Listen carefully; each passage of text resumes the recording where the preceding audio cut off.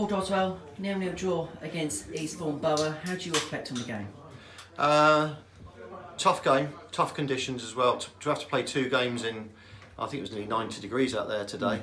But you look back on it and say that we've missed another penalty at home. I don't think it was a penalty either. In fact, I know it wasn't a penalty. So that was gifted to us in the 44th minute. And I think if you go on and score that penalty, it gives us a big lift at half time and obviously would deflate them. And we always felt if we could get one goal, then it'd be the opportunity maybe to get 2 and 3, because in previous games they've worked their socks off up until they've conceded. But you've got to praise them today. The amount of blocks, especially in the second half, that they got in on clear chances for us. I mean, the last minute summed it up for me. Rory Deacon, great ball from Kedwell. Deacon, it's going in, and the lad's sort of somehow got a blocker through his knee. So you take that in football. You don't always get what you deserve, but that's becoming a bit of a habit. I think the Welling, Chelmsford and Eastbourne game, all three teams are coming to sit in. And when I say sit in to also hit us on the break, because they were quite brave in many ways, putting Greg Lure and Romain and Nick Wheeler. So they had a certain amount of pace in that front three as well. So yeah, I thought it was a good enough game to watch. It wasn't a boring 0-0. I mean, Romain's hit one from 25-30 yards. I think that was our only effort that I can remember on goal.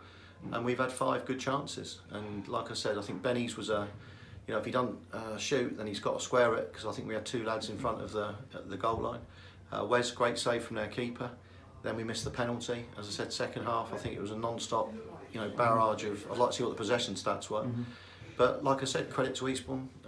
We knew that they would come with that type of game plan, and I thought all of their players put in a shift, and you can't alter. Is it almost like it was reverse psychology? We speak about drawing the away games and winning the home games. It's almost the other way around, because teams here at Wesley Park, as you said, are willing to sit in, cave in and just get the point.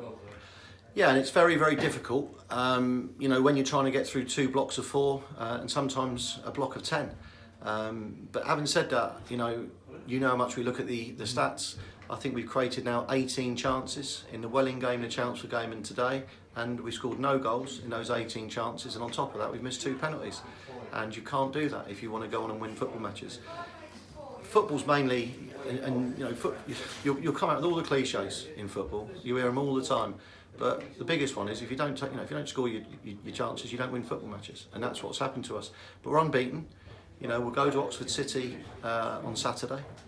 If we can get the result, I keep saying this, if we can go and beat Oxford City, that would give us 16 points from 8 games, and that's a fantastic return from a squad that has been lacking Danny Kedwell and Alfie Rutherford today. We had to put Rory back in as a second striker today. It was a big blow to lose Alfie, and obviously Keds is seeing the surgeon, I think Tuesday or Wednesday, and we'll find out more there. But Danny's come on for 10 minutes the last 2 games, almost, to see where his knee's at. But it could well be that he'll actually need a little operation on his knee, so he could be out for maybe 6 to 8 weeks. So, like I said, I think we've done more than okay with the strikers we've had available. And like I said, it was a blow for us today losing Alfie, because he was the one who would have got us running in behind, and he needs to get his season up and running, being injury free now, and I know he's really disappointed. He wasn't even close to being fit today. Do you think Saturday, Monday had its toll perhaps in the game today as well? Because we played a lot of matches, as we've spoken about a few times. It's the same for both sides. I think that they had a tough game against Dulwich on Saturday. I look at their squad, and we looked at it before the game, and Lee's assembled a really good squad there of National League and National South players. You've got some good players within that environment he's brought in. And certainly, you've got to look at Romain, who was playing in the National League last year. Greg Lure did really, really well for Woking. Nick Wheeler's highly thought of as a wide man. And then you go into their midfield area. I've known Kane Wills for a long time. And I thought, as I said, it was a good contest. We were pushing and pushing and pushing. But sometimes you've got to also credit what the opposition have come here to do, and people forget that it's 2 teams fighting for their lives, and it's not always the result that you want. But as I said, performance-wise, I thought we did all right, more than all right. And I've said that every game so far. Performance, happy with, but you can't miss penalties, however they're given to you, and then go on and moan about not winning a football match. Guys, thank you very much, and we'll see you on Saturday. Cheers, Henry.